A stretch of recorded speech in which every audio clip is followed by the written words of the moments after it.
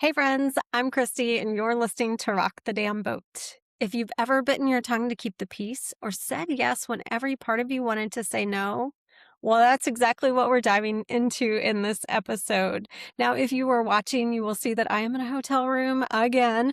Last week I was in an Airbnb, and this week I'm doing a Monday mini because I was traveling yesterday, came home from my California and Nevada trip, washed some clothes, packed the bag, came to Charlotte, North Carolina. So I started a new job today. Now, if you're watching on YouTube today, I went to the hotel gym earlier. I've got Cindy Lou Who hair. We are talking about both the podcast and making waves and not being a people pleaser, because you guys really came through with ways you can handle a situation when you don't want to feel like a doormat.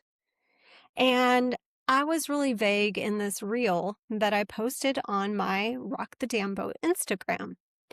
Now, what was really funny is that that was intended to only go on Rock the Damn Boat. I'm like, okay, well, I can make waves on this Instagram account and say, hey, this person really pissed me off, and how could I have handled it differently in the future so that I didn't feel like a doormat?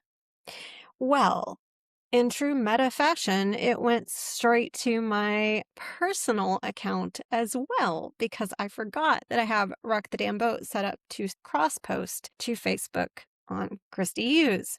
So there it went, and before I could even do anything, people started posting and answering back as to what they would do if they were in my situation. And I was, like I said, super vague. I did talk about how I felt like the person considered their time to be more valuable than mine. Let's just go ahead and put it out there. They had asked to reschedule their podcast episode, and they asked to push it way, way out to July or August. Me, in true people-pleasing fashion, emailed back right away and said, oh, no problem whatsoever. I mean, it really wasn't okay with me, because I have a production schedule. I have things laid out a certain way. So here's a few things that for me have come to light that would be solutions for me to not feel like I walked away feeling like a doormat. And then I'm going to share all the responses that I got on Facebook and Instagram, because that's what I told you guys I would do. But my takeaways are, number one, I would have not been so quick to respond to that email. I just instinctively went back with, yeah, no problem. I would have waited and come up with an answer or a response to that email that felt a little more authentic to me. Although I guess authentic to me was saying, sure, no problem. A couple of other things come to mind. One is the 4 agreements. Don't take things personally. I definitely took it personally. This person's response, while it felt a little bit flippant, was not really directed at me. Or Richard Carlson's "Don't sweat the small stuff" is letting go of the need to be right. Going back after I said, hey, it's no problem, like coming back again on top of that, which I was tempted to do, would have been me trying to be right. So what I did was nothing. Here is the crowdsourced answer for my question, which was, sometimes I feel like a doormat. What are your tips for speaking the truth? One of my friends said, I wish I had more of you in me, because she says she doesn't even listen to the show because she's not a people pleaser. Another friend said, oh, I'm definitely a wear my heart on my sleeve person. However, I have learned that I'll pray for you also works as a go F yourself. You can tell people what you think without being outwardly rude. It just takes some finesse. I chimed back to her that bless her heart is another way of saying, I'll pray for you. Now, in all seriousness, in recovery, I learned the really simple prayer, bless them, change me. So, bless them and their busy schedule, and they can't make time for me.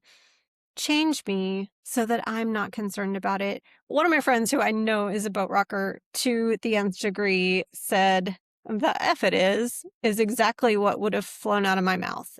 So if somebody had said to her, like, my time is more valuable than yours, or implied that it was, then that would be her response.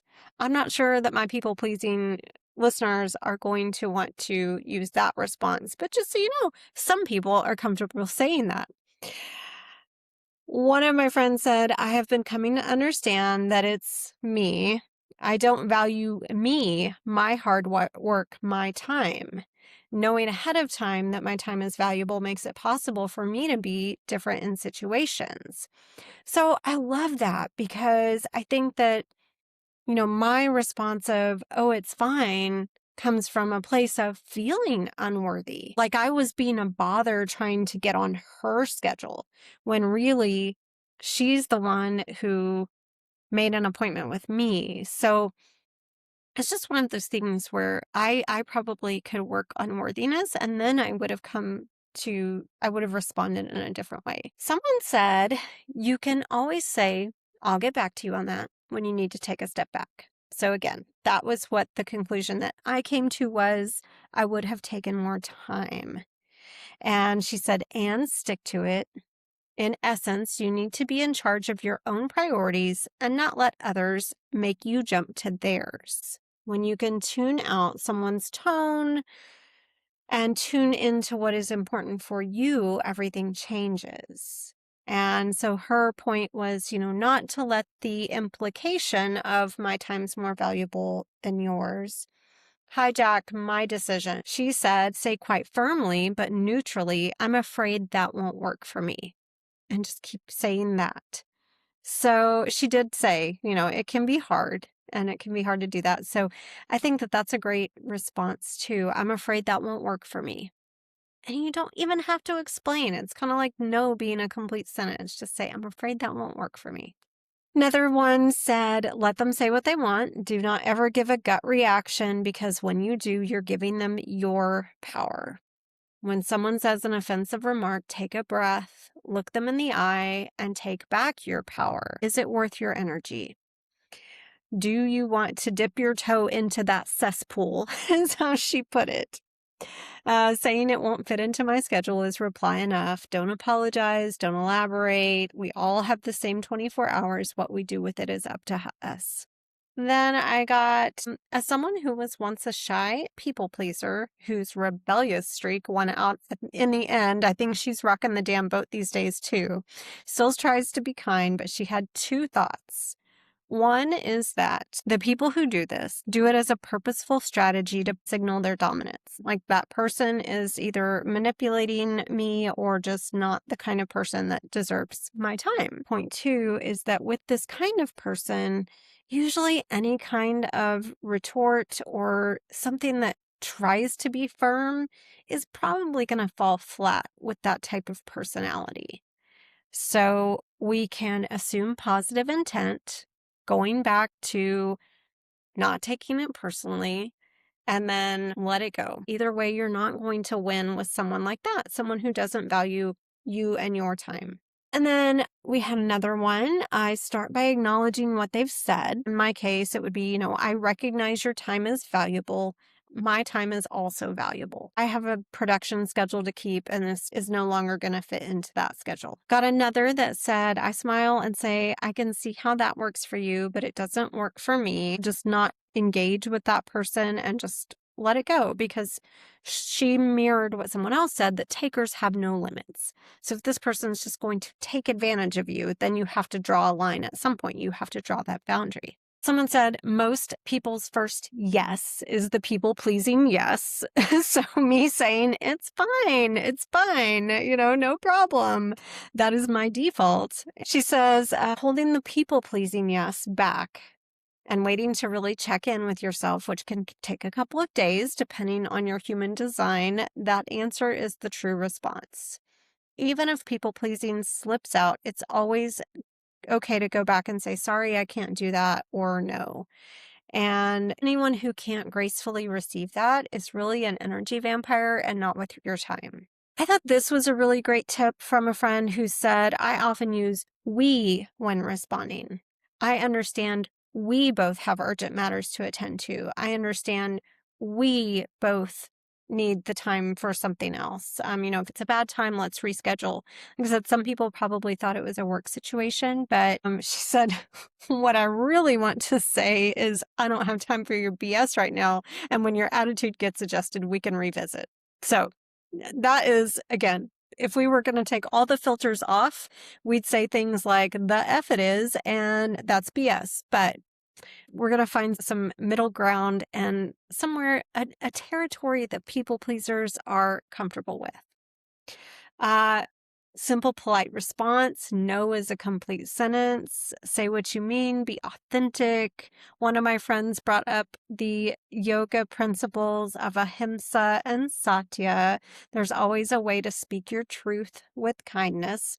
So again, had I paused, I probably would have been able to come back with something that felt more true to me. So the couple of tips that I got on, wow, this reel had 2,700 views. My friend Nicole that was on the podcast recently said every time she speaks her truth in alignment with her values, regardless of the potential response, she reminds herself that her voice matters. And that goes back to similar to what my friend was saying, knowing her worth. Someone else said the same thing about my time is valuable too. And somebody said sometimes the most effective response is no response at all. So I could have just not even answered the email. So the handful of things I want to boil it down to. I loved what was said about being worthy, that our time is just as valuable and we need to know our worth in order to express that back to somebody who is trying to change plans on us. Certainly, if I had to cancel on somebody, I would hope that they would extend me the same grace. But it is worth it to be able to say what we really feel. We are worth saying what is true for us. Also, the whole idea of your time is valuable, so is mine. And that goes hand in hand with worthiness. So being able to say, I understand, but my time is valuable too. I'm afraid this just isn't going to work out. Valid response. And then, at some point, letting it go because you know that person who you feel, and it might be much more outright than what happened to me. It might be somebody legitimately taking advantage of you or dumping things on you or constantly rescheduling. And that's where let go of the need to be right comes in, because that person is never going to respect you and you can't change that. So bless them, change me, bless them for being inconsiderate, and change me so that I don't care. I hope that these helped in some way. I think that hearing how other people handle situations like this is always good for those of us who are going to default to the very polite and agreeable response. We can rock the damn boat as needed, and I hope that you will go out and do that and maybe try one of these responses next time you feel like somebody is taking advantage of you or treating you like a doormat. No doormats here. Thank you so much for listening to this Monday Mini. I will be back next week to talk about the vacation that I was just on, because it was pretty incredible. I did some amazing things, and I want you to know what it feels like to embrace all of the adventure that life has to offer. So I will talk to you again soon. I've got Allison Kinsey coming this way on Wednesday to talk about her podcast, Real Time Creator, and her creative career break, her sabbatical. And we will see you again soon. You've been listening to Rock the Damn Boat, a podcast produced and recorded by Christy Hughes. You can follow, subscribe on both Apple and Spotify, and your 5-star review goes a long way. Thank you so much for your support of the show.